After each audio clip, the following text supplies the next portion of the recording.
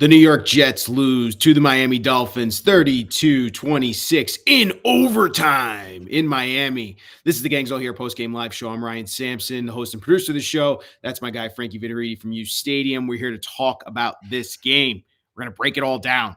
We're going to talk about Aaron Rodgers throwing for over 300 yards. We're going to talk about Garrett Wilson, Isaiah Davis, this Jets defense, Tua Tagovailoa, everything about it. And we're here to do it with you fans. And we thank you always for coming in and watching the Jets post-game show here with us, as we've been doing all season. But before I get to anything else, Frankie, how you doing, man?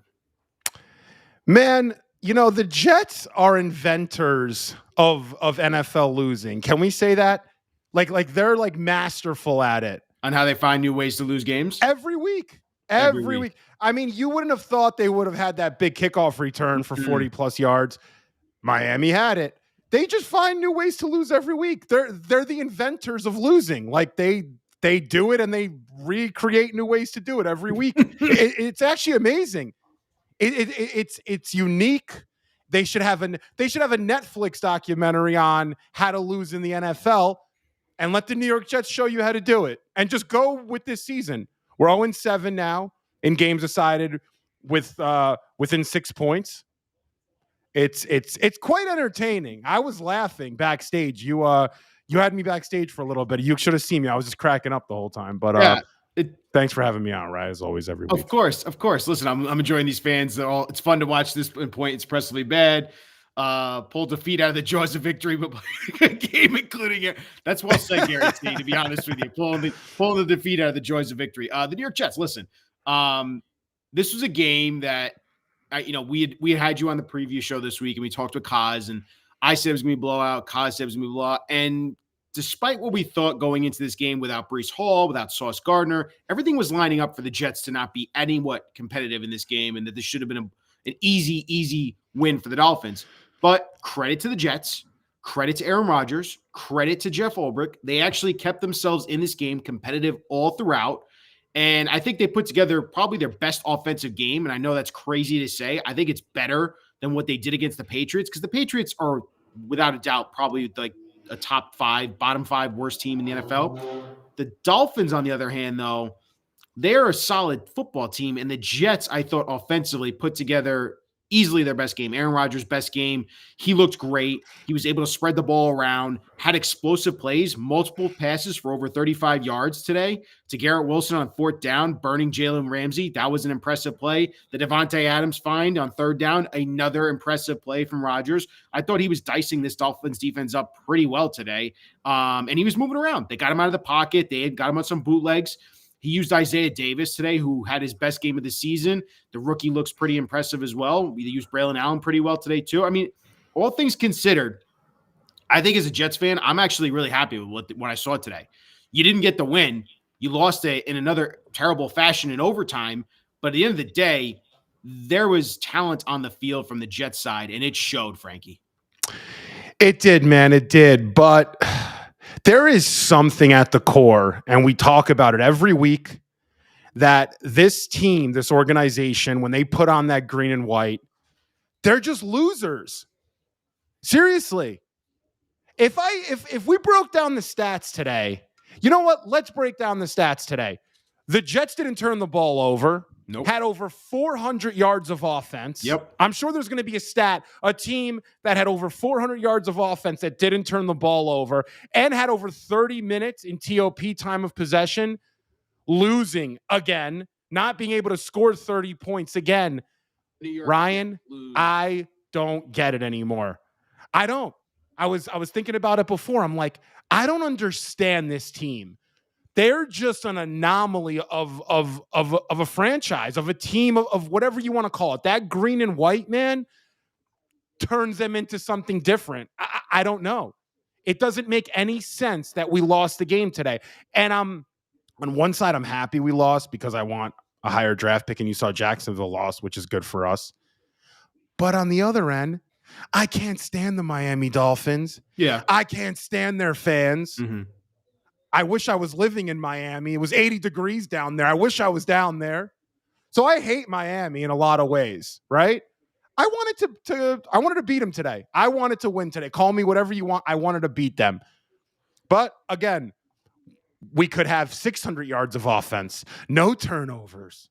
We could have 3 receivers go over 100 yards. We could have 2 running backs go over 150 scrimmage yards, and we'll still lose. That's it. I mean, it's a week-by-week thing with this team that they just find new ways to lose, and it's interesting to a degree. I don't understand it. If it can be done, it will be done. I mean, listen, are you really that upset about a loss, though, to the Dolphins? I know you don't like the Dolphins, but this is a season where they're now 0-7 when games are decided by 6 or less points. That's the story of the Jets season. They showed that graphic, that table. They're the worst in the NFL. They're tied with the Bengals heading into today. And now with this loss, which is, again, by 6 points, Frankie, the Jets now are 0-7. In games decided by 6 points or less. So you're talking about 1-score games. The Jets are 0-7. Think about that. 3-10 on the record on the season. They're 0-7. Worst in the NFL. Games. The worst in the NFL. Obviously. That is the story of this Jets season this year, though. And like you pointed out earlier in the show, they continue to find new ways to lose football games. But you can't be that upset, in my opinion, because the Dolphins needed this win if they wanted to try to actually make a run at the playoffs in the wild card. They were more desperate than the Jets. But I am not upset with this football team today because I had zero expectations. I had zero emotions going into this game. I was actually pleasantly surprised watching Aaron Rodgers deal the ball. I was really impressed with Isaiah Davis. Olu Fashanu was a brick wall today. Did not give up any pressures or sacks today. They had the 1 sack, but they called it back on the blatant holding by the defensive tackle when they did the stunt twist game. But Olu was great today. You got great play out of Braylon and Isaiah Davis. Garrett Wilson is an absolute stud. They need to lock him up in the offseason. Devontae Adams actually looked pretty explosive today. All in all, I thought it was a pretty good game for the Jets, to be frank. Like, that's the best loss you can have out of all these losses they've had. I'm cool with it, man. Don't forget about Jamie Sherwood. He had 18 tackles today. Shout out to that kid. All over the field. You know who he reminds me of early in their career, and you're going to laugh at me for this, but he does remind me. He reminds me of Fred Warner. I knew you were going to say. You're just saying that because he looks like him. No. He moves around the field like him. Fred and he Warner does. He's his physique is exactly like Warner's. The way he dives to the ball. I'm not saying he's going to be Fred Warner. I'm not saying that. I'm just saying the way he played today, young kid. 2 tackle for losses, 1 pass deflection. Yeah. Dude, he's great. We have to find a way to bring him back. He's a free agent, so they have to find a way to bring him back. You know what's crazy, though, about this Jets defense? And I think that – so there's 2 stories here. So I brought up the 1-score games. The Jets were terrible in 1-score games. The other thing is the Jets defense on that side of the ball, they got 0 pressures on Tua Tagovailoa. He had hit really? 0? Frankie, I'm looking at the box score. 0 quarterback hits today by the Jets defense. They never touched him. There was that one play where they had the roughing the passer on Quinnen Williams, but they don't count that technically since it's a penalty. So officially, you had 0 QB hits today for this Jets defensive pass rush. That's been abysmal for this Jets defense, and something you really were not expecting, I think, them to take that drastic of a step back. But when you lose arguably your best pass rusher and Jermaine Johnson, and you're asking for a lot. Will McDonald's got 10 sacks. The kid tries his ass off. He plays his ass off. He's trying out there, but you can't expect him to be the only one to make an impact. Quinnen Williams, you're getting paid a ton of money. No sacks today. He had the big hit on HM, but he didn't do much else. 1 tackle. Hassan Reddick. Guy's just out there making money. The dumbest holdout in the NFL continues to baffle us as Jets fans. And what the hell are you doing out there, man? Yeah, man. No, it's a good point. I didn't even think about that. 0 QB hits today, 0 sacks. I mean, that's alarming, especially when you're considering yourself a team that was going to come into this season and be predicated on your defense. Your defense was supposed to be the differentiator between Aaron Rodgers in Green Bay and Aaron Rodgers here, right? That's why he came here. He was supposed to come here with a top 10-ish defense, somewhat of a disruptive unit if they were able to ever get there, because we knew coming in that they had issues turning the ball over or forcing turnovers. But yeah, I mean, listen, some of these defensive players, I'm telling you right now, Quinnen Williams, Sauce Gardner, they better figure it out, because if they don't, over the last, what do we got, 4 games left? If they don't figure that out, then I would look into putting them on the trade block and see what you can get for either of them, because they're not doing enough to win you football games. Yeah. You're paying Quinnen almost $100 million. Sauce is going to want over $100 million when his new deal comes in, more than that. If these guys are on the field, can you impact a game? I know Quinnen's a good player. I have nothing against him. But when you're getting paid like that and no one's giving you out, no one's doing anything else on that D line. Clemens is a no-show. Kinlaw's worse than a no-show. You got to kind of affect something. You can't come into a game like this for your own brand. I don't care about the game, but for your brand as a player, you had one tackle today, Quinnen Williams. One. That's all you added to the box score. Come on, wake up a little bit. Is he out of shape? Is he out of position? Is he checked out? Is the scheme not right? They should tell us, the fans, that pay all this money and invest all this time into this team, why is Quinnen Williams underwhelming for 70% of the games he plays? Why? Can someone explain it to me? I can't explain it to you. Quinnen, I think by all accounts, everyone will admit, is not having a good year. There is no one else in the middle besides him and Solomon Thomas and Javon Kinlaw, guys who just bafflingly bad. And then the Solomon Thomas, the Javon Kinlaw contract, just absolutely horrendous from Joe Douglas. I don't know what the hell he was thinking about giving him a void year at the end there next year too. It's just the Jets. Listen, 0-7 in 1-score games. That's the story, and the defense, to your point. But Sauce Gardner didn't play today, Frankie. So I'm not going to blame anything on him today for that. Like, that's not his fault. What I will blame is, again, you got zero pass rush on Tua Tagovailoa, and Tua is not impressive. Tua's they're never going to win a Super Bowl with that guy, and I can't believe they paid him all that money. And he's super injury prone. The Dolphins don't impress me that much, but the Jets don't impress me. They're they're a very talented team, but offensively, I think you got a great day. Defensively, bleh. You didn't stop the Dolphins when you needed to. Jeff Overton over his head. We talked about these things. These are all things we've seen with this football team. They're over talented. I mean, they're super talented. They're underperforming. They make critical mistakes in the worst times in the game, and you're not getting the best performances from your defensive players that you expected to. And Quinnen and Sauce and DJ Reed. Sherwood's having a nice game. Had a nice game today, but the guys you counted on, Hassan Reddick, they're not doing anything for you, man. So, the thing is, that's what it is. But it's more than that. It's more, because it's not only those players you just named, it's also schematically not even trying at times to really put some pressure on Tua. Tua can get a little erratic back there. Yes, absolutely. Although he gets the ball out lightning fast. So he's running that McDaniel offense like he was put on earth to do that, because he gets the ball. It's a rhythm offense. He gets the ball out. You got to disrupt that rhythm. Right, but that's the thing. The Jets have never had they had no pressure today. I have to look at the numbers and see. I'm not sure if they're out yet about true, like how many times they were able to pressure him today. I mean, I'm going to look it up right now, but ultimately the Jets were not able to do much. So now I'm looking at it. They had 14 pass rush wins today. The percentage 14 pass rush wins on 47 dropbacks. It's 47 dropbacks, man. That's just. But listen, Tua, if he completes 33 balls, right, for 331 yards and 2 touchdowns, doesn't get sacked and doesn't turn the ball over, that's a very good game. Yeah. People realize this about Tua. He's a game manager. He's a better game manager. He's at the top of the game manager list. You could put him, Brock Purdy up there as like the 2 top game managers. He's a game manager.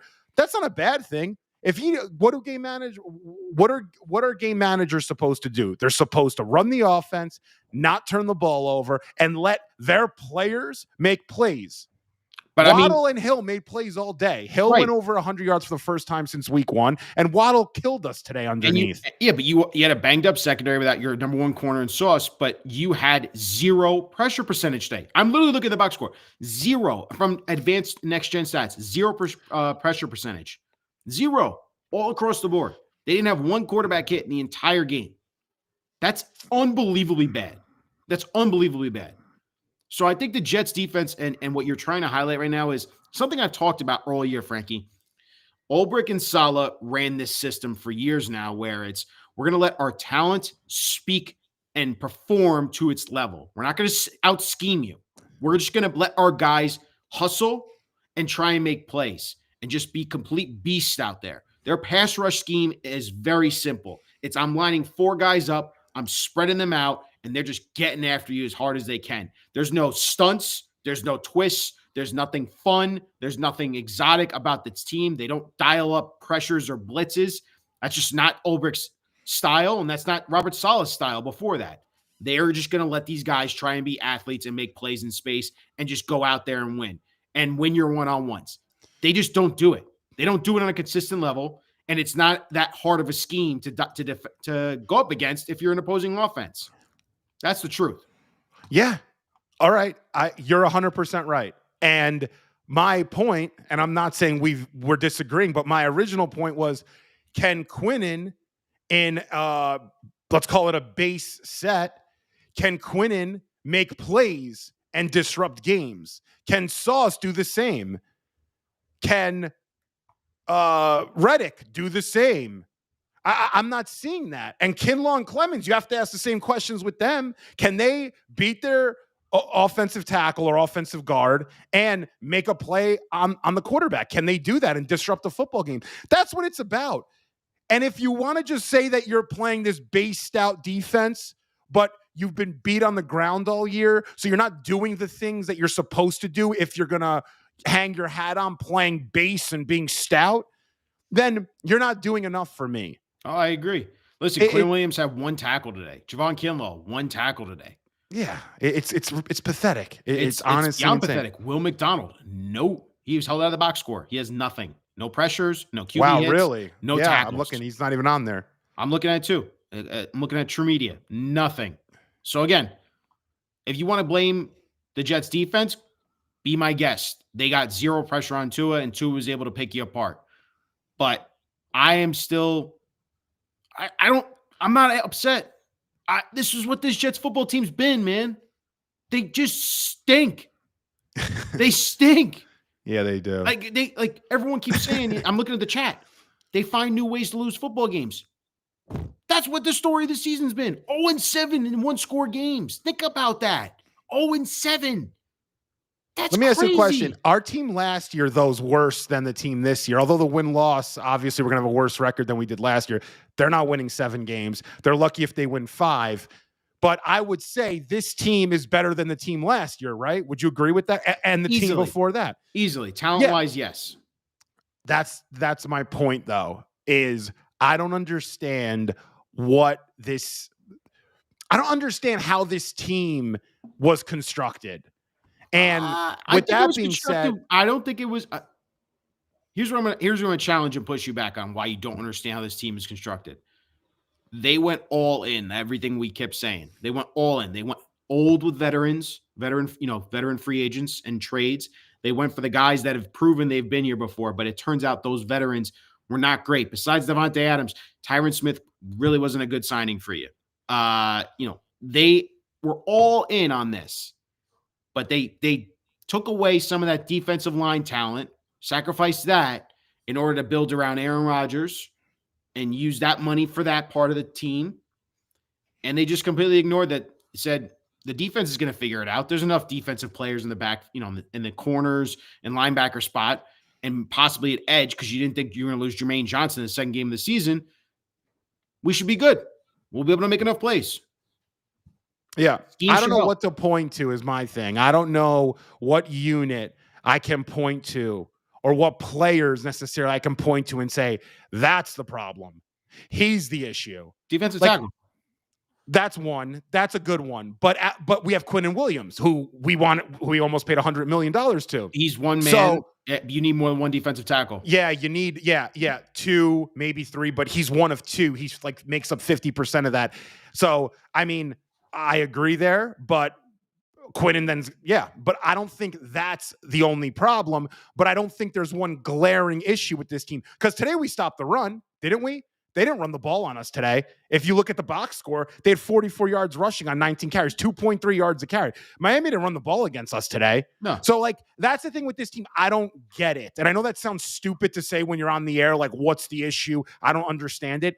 This team is a complete anomaly for me as a fan, really understanding who they are or how they find ways to lose games, because I don't think they're a bad team on paper. And things like we saw today from Aaron, which I'm sure we're going to get into. Aaron looked really good today. He threw for 339 yards. He had a touchdown. Garrett and Adams were open all day, and he found them for the most part. He targeted both of them 21 times, and that yielded 16 catches for 225 yards and a touchdown. Dude, Aaron was awesome today. And the passing game looked good. Isaiah Davis got involved. Braylon Allen got a little bit involved. So, again, I don't know where this team goes from here, because this quarterback looks better than a lot of quarterbacks we've had. And I'm not saying bring Aaron back. Someone did comment that. But what I'm saying is, if and why I was okay with winning today and not okay with necessarily losing, is there a player at 4, 5, or 6 when Shador and Cam Ward are off the board? There's not a quarterback I'm really like gun-ho at getting. I like the Abdul kid, the Penn State edge. I would definitely look at him, but I still think he'll be there. So I'm just saying, sometimes it's good to build a little winning camaraderie, if that makes sense. Get the guys sort of together, feeling that they can win together. But again, I don't understand this team. I don't understand how they find new ways to lose or how they lose. They just do every week. But Aaron Rodgers today, and he had 2 games this year, right? I mean, he had some of the best quarterback play we've seen. And if you want to move on from that, I understand it. And you know the money better than I do with that, because we spoke about that last show with Kaz. I don't know where to go. I don't know what the right move is. If there is someone you like at quarterback in the draft that you feel like is going to be there. I know everyone last night was all about Laura. We'll get into a lot of that, I'm sure. But I don't know. Do you? I think listen, this was Aaron Rodgers' best game of the season. I said that from the start of this show. Better than his Patriots game. He moved around well. He was throwing dimes all over the place. I thought he played really, really well in this offense, distributed the ball to a lot of different receivers. And he got Garrett Wilson involved, which was nice to see early. And that 4th down route from Garrett Wilson over Jalen Ramsey was absolutely filthy. But I'm going to answer your first part here. First thing you addressed before the Aaron Rodgers thing, where I don't know about this team. It's confusing. It's simple, Frankie. It's simple what's going on with this football team. They're devoid of culture and leadership. And clearly that starts from the top when the GM builds this thing together, goes all in, and it clearly was not the right pieces that he put together in this puzzle. You lost true locker room leaders when you traded away John Franklin Myers and you decided to bring in Hassan Reddick, a mercenary. It didn't work out. And that's rubbed a lot of people the wrong way. And I think building with Tyron Smith, a guy who clearly did not have a good back, and you gave him you gave him an incentive-laden deal, and you kind of forced yourself into that position with him. You traded for Devontae Adams. You brought in Allen Lazard. A lot of pieces that they don't mesh well. They might have worked in Green Bay like 6-7 years ago, but now currently in 2024, it just didn't make much sense when you look back at it. And then ultimately, I think Robert Saleh, for all intents and purposes, yeah, he might have been a guy that tried to preach culture, and he tried to preach, all gas, no brake, like that mentality. It just was a message that was falling on deaf ears, in my opinion. And a team that, while they saw some semblance of success, and Aaron Rodgers was never fully healthy, and Robert Saleh never got to actually coach with a fully healthy Aaron Rodgers, you brought in Nathaniel Hackett, and that didn't work out either. And you had to turn over to Todd Downing. And Todd Downing, I think, came in a little bit over his head and was like, oh boy, I got to try and call an offense for Aaron Rodgers, Hall of Fame quarterback. And that's all led to things like this. You've had injuries on defense that you never had before with Jermaine Johnson. You've had down years for players that you were counting on in Sauce Gardner and Quinnen Williams. And the veterans that, like I said, you brought in haven't performed to that level you thought you were going to get from them. All of that combined into this year. And the lack of leadership by, mind you, Aaron Rodgers, who I think leads by example, is that type of guy, may not be as vocal of a leader. That type of culture that's been established here with this Jets football team, they don't have a real head coach because he was fired after 5 games, and Ulbrich just doesn't have a message that resonates with the team. They have no path. They don't have coaching. They don't have leadership. And the team that they put together, while it may be talented, has underperformed, has gotten injured, and just ultimately isn't put in the right scheme to win. That is why I think they're not a good football team, if that makes sense to you, Frankie. Let me know if that, before I address the Rodgers part, does that make sense to you? 100%. Okay. Perfectly So said. that's how I see this football team and where it's been. My thing is, I don't see a solution. No. So the solution, because it's like, do you keep the players and address the coaching? I don't think we can address that now. Like that is not a today question, because that is an off-season question. Now that they have hired the 33rd team and decided to pick Mike Tannenbaum and Rick Spielman to run this search and help Woody Johnson find the next GM and the next head coach to lead this franchise, we will not know where this team is going. I'm telling you right now. I think today's performance, like Kaz said, don't fall for fool's gold. Like there's a stretch of games here. Last 5 games, this is one of those 5. Don't fall for these performances at the end of the year when you're playing teams that aren't that great, and when these performances are against teams that might have already clinched a playoff spot and they're checked out. So I'm not putting too much stock into this Aaron Rodgers performance today. Now, you ask me, what do you do with Aaron Rodgers? That's up to the GM and head coach that they choose. I don't know what they're going to do. I know what I would do. I would move on from him. I don't think he's a great leader, and I don't think you're going to win anything with this man. But to your point, he's putting together a statistical season that's better than any Jets quarterback, arguably, since Ryan Fitzpatrick, right? In the last 25 years. But yep. I'm also on now year 14 of not making the playoffs. It's the longest playoff drought in all of major professional sports. That's absolutely fucking insane when you think about it. So now what do I do as the owner of Woody Johnson? Do I stick with the old savvy Hall of Fame quarterback in Aaron Rodgers, where it was very ugly this year, 3-10, 0-7 in 1-score games, and I might get a little bit of fool's gold here where he plays out of this world because, mind you, it seems like he wants to play again next year because he has a lot of freaking money coming to him. Do I eat the $49 million in the offseason, or do I play him again in 2025 on this Jets team, run it back, draft a quarterback to sit behind him and develop, and then I eat $63 million in 2026? $63 million. Now, the cap could go up like it's supposed to this year. These are things you have to weigh and balance. What are the ramifications with trading Aaron Rodgers? You still have to pay him $49 million. That is that you either eat $49 million on the cap this year or you spread it out after June 1st. Yes. June 1st will be $14 million this year, $35 million the following year. If you trade him. Even if you trade him, it's the same way as if you're cutting him. Trade and cutting is the same thing. That's something unique, I guess, to his contract. No.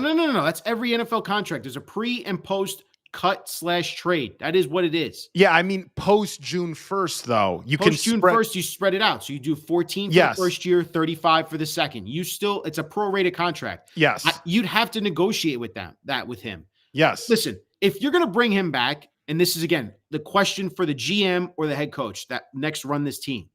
If you're going to run it back with him, I'm fine with that because there is still a lot of talent in this team. But I need to know if there's going to be a vision from this GM and head coach where we're going to draft a quarterback that's going to sit behind Aaron Rodgers and truly take us to that next step. Because I need a couple things to happen this offseason if you're going to run it back with Aaron Rodgers. And I want to bring up VJ's quote thing here. Bring Rodgers and Devontae back. Devontae will count $35 million against the cap next year. So you're now accounting for 49 plus another 35. You're talking about almost $85 million plus for just Rodgers and Devontae next season. If you're good with that as a GM and running it back because you think you have enough talent on this team, I need 2 things to happen. Restructure Aaron Rodgers' contract again. Hear me out. Restructure it. And 2, extend Garrett Wilson. That man needs a contract. He is without a doubt the most talented player on this offense, in my opinion. I know people love Breece Hall. Garrett Wilson's the best. Extend him and then run it back. And then I feel good about where this team's future is, because if you draft a quarterback this offseason and have him sit behind Aaron Rodgers, I can get behind that plan, because I don't think you're going to go into the playoffs next year unless Mike Vrabel comes here and turns this team around and gets this talent into where it needs to be, if that makes sense. That's how I see it right now. No, it makes total sense. I think it's also going to come down to what Aaron wants to do too. I know we always say, oh, make the call. He's just a player. Aaron's more than a player to the Jets. He's controlled a lot of what they've done. He's gotten players in here, coaches in here. He's kept Hackett in his seat. Although he's demoted, he's still considered the offensive coordinator.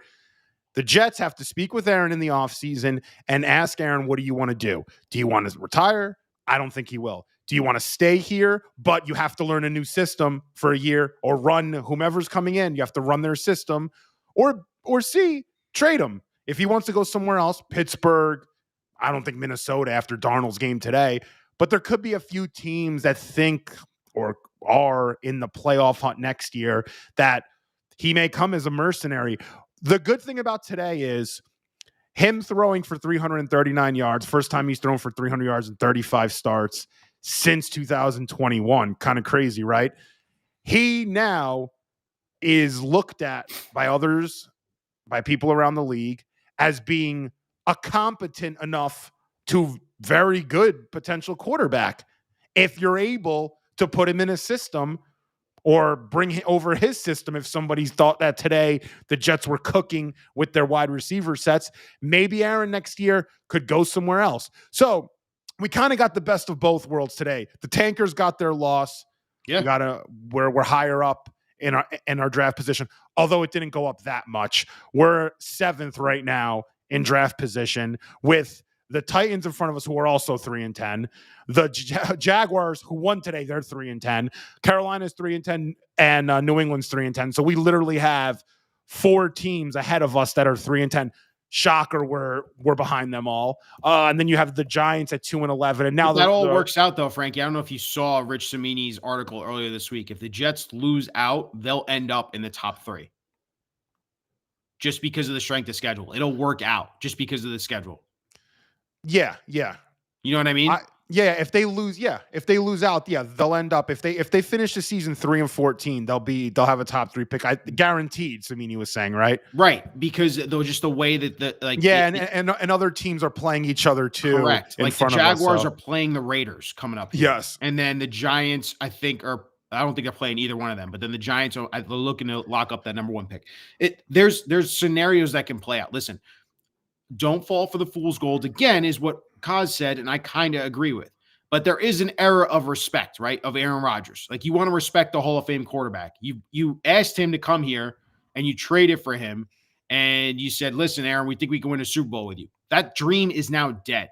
The Douglas regime is gone. The Saleh regime is gone. It's complete reset. To what you're saying, though, I agree. You need to have that conversation with the GM. You need to have that conversation with the head coach that you're bringing in. Do you think you can win with Aaron Rodgers? Or is it even worth bringing Aaron Rodgers back next year? Do you think you can salvage something out of him?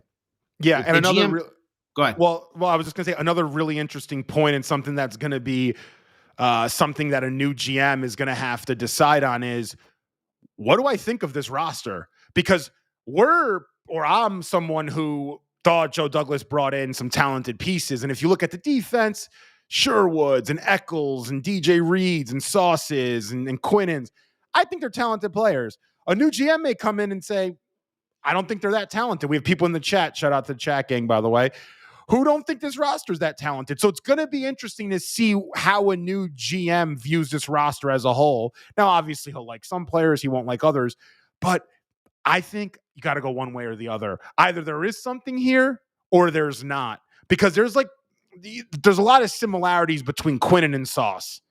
They're kind of no-shows, and when they do show, you see splashes of the best D tackle or the best corner in football, then they disappear when the going gets tough.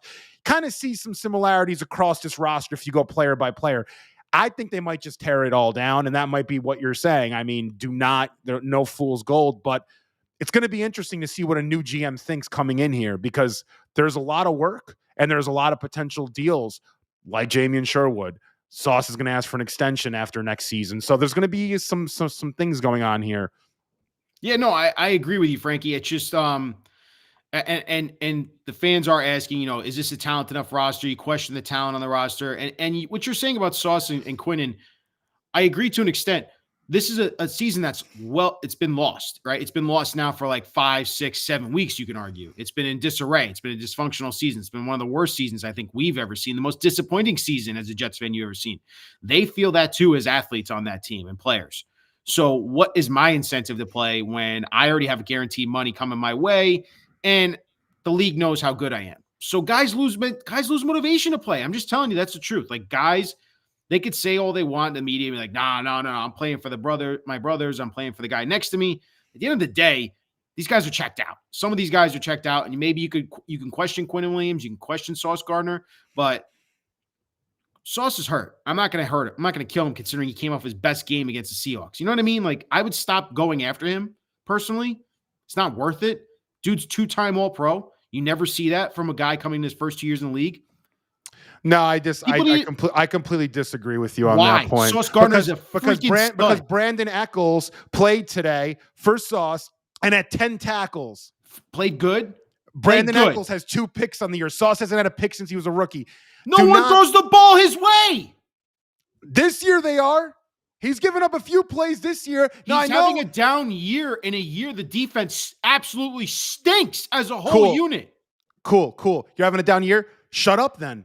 Stop going on social media and blaming people. That's and I know it's like, who cares about that? That's every freaking athlete in the NFL. You want to talk about leadership? You want to rip Aaron Rodgers for his lack of leadership, which you're right on to a degree. Let's rip on the best corner in football's leadership.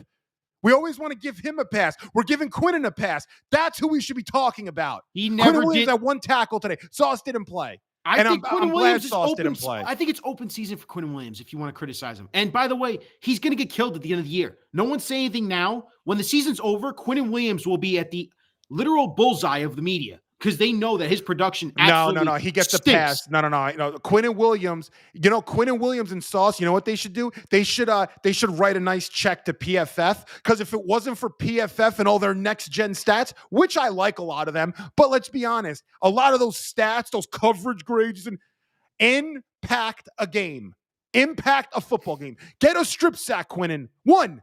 I'm asking for 1 strip sack. 1 all year. Is that too much to ask for a guy making almost $100 million? Sauce, I want to pick 6. We don't get 1. These guys, and Ryan, I'm not saying this because I'm trying to be, put this in people's faces. I think you're out of your freaking mind, dude, comparing Echols to Sauce. Mind you, this is, no, hang on. Because the thing with you just said with Brandon Echols is egregious. Tua Tagovailoa threw for 331 yards and 2 touchdowns.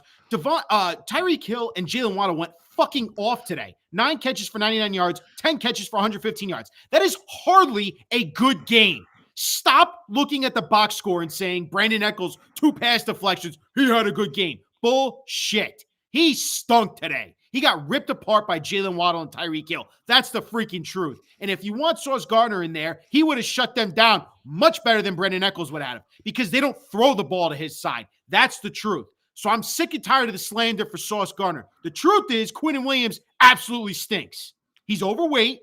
He's been playing like dog shit since he got his big contract, and that is what you can go after. Sauce Gardner came off his best game against the Seahawks. He was dominant in that effort against the Seahawks, and he was part of almost a winning effort. And I'm sick and tired of people going after a guy who won 2 All-Pros, first-team All-Pros in the first 2 years in the NFL. That's rarely ever happened. Stop going after talented players that just come into this franchise. Attack the players that have been paid and have been played to play well. In Quinnen Williams and Aaron Rodgers, guys that have been major letdowns. Hassan Reddick, major letdown. Tyron Smith, major letdown. Those are players you can actually go after. Sauce Gardner has had 1 bad year. Mind you, he is still only in his 3rd year in the NFL.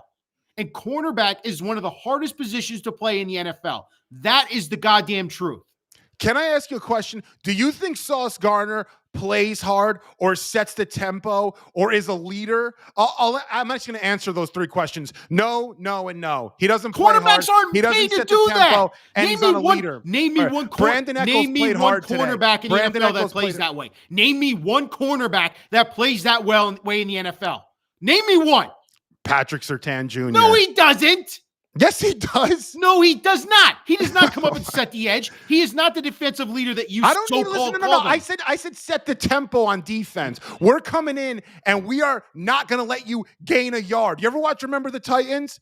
We're not going to let them gain another yard. This is a ridiculous conversation right now. No, it's not. No. What's ridiculous is you wanted to come on today, okay, and just blame Aaron Rodgers, and you couldn't today. So you have no one to blame today. I'm not blaming anyone. The Jets defense stunk. I told you that. Yeah, because Brandon Echols stunk. Stop trying to say that Sauce Gardner's the problem. He didn't freaking play today. That's your problem today. You want to blame him. I brought up Sauce in comparison to Quinnen Williams, saying that these players that Joe Douglas had drafted, or he didn't draft Quinnen, but signed, he fostered a culture around these players. Those players remind me of each other. They can look like the best at their position on one day, and the next day look like they could care less and they rather walk off the field. That's it. That was my point. I didn't say Sauce didn't play today. You're right. You are correct. And I do agree with you that if Sauce did play, I don't think Tyreek Hill goes for 115 yards. I don't think Waddle goes for 99 yards. I agree with you. Where I'm disagreeing, though, is we have to bring in players like Jamie and Sherwood types that play hard. And these guys do not play hard. That's important. That's the problem with this defense. Agree to disagree. The Jets lose to overtime to the Miami Dolphins, fall to 3-10 in the season. Who do they have next week? I don't even know because I don't give a crap now about the rest of the season. They have the Jaguars. Oh, great. So now we're going to be playing Tankathon next week. That's going to be fun. I don't have anything else, Frankie. That's all I got. If you got final thoughts for a Jets game. Are you a little bit mad at me? Did I kind of get you hot there? I just disagree. We fundamentally disagree on this conversation. I think the Jets overall on defense have absolutely stunk. And the numbers are a bunch of liars. They're not real. When the Jets defense is defense is ranked third. Well, guess what? They got torched for over 350 yards 337 yards passing today. So again, they got exposed, and they were missing their best player on defense in Sauce Gardner, and that's what happened. As for the offense, I said, great. Their talent is there offensively, in my opinion, and I just told you before and laid it out. If the next GM and head coach want to bring back Aaron Rodgers, you need to renegotiate that contract because it's an albatross to carry that number. It is. My feelings are still the same. You're falling for the gold right now. You're falling for the fool's gold. Ryan, I've been today talking a little bit on both sides, right? Because on one end, I'm talking about these players not playing hard and not giving us anything in terms of changing the outcome of a game, a.k.a. Quinnen. Then on the other end, I'm saying Aaron looked pretty good. Maybe you think about bringing him back. I'll say this. I don't want to bring Aaron Rodgers back next year, okay? Can I end this show with that? I don't want Aaron back. You could talk me into bringing Aaron Rodgers back, though. That's what I'm saying. I'm fine. If you want to bring him back, bring him back. But there has to be a culture and an absolute mindset from the top, which I agree with here, AR. Thank you. It starts from the top. Woody Johnson needs to figure out who his GM's going to be, who his head coach is going to be, and set that table going forward. You know what I mean? You have to be able to establish this leadership and have answers for when the fans and the media are going, why are you bringing Aaron Rodgers back after you had a 3-14 or 4-12, whatever season? You know what I mean? You have to have answers there. And that GM has to be able to explain why they're making those decisions. But I know, and you know, in today's game, the cap is a real thing. Even though other teams try to play around with it, the bill becomes due no matter what. And I'm dealing with a franchise that hasn't made the playoffs in 14 freaking years. So what are the answers? Can we make this a playoff team next year? I don't know. I truly don't know. There are talented players, but there's also not talented players. And I think we overhype some guys and we undersell some other guys. There needs to be a complete reset, though, from the top and say, these are who I want, the guys, Yes. and these are the players I don't want. And once that's established, I will feel better about where the hell we're going next year. Listen, you're 100% right. I think we have to go in one direction or the other. We either can work with some things we have and retool, or we completely rebuild. And that's a conundrum I'm in, and I'm not really sure which direction to go. I'm on the rebuild side, but again, and we've discussed this, when you say you're going to rebuild, you got to commit to a few years of being bad. Now, the NFL is a weird game where you could turn it around when you're trying to rebuild. We've seen it before. We're seeing it this year. There's been teams this year that said they were going to go in some rebuild that are not in any sort of rebuild. The Seahawks are a perfect example. They were kind of maybe rebuilding some things and not. The Cardinals, they're in a rebuild, but they're winning games.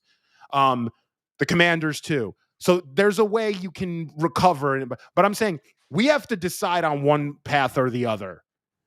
And I would point to rebuilding over retooling. And I think with that comes a lot of responsibility.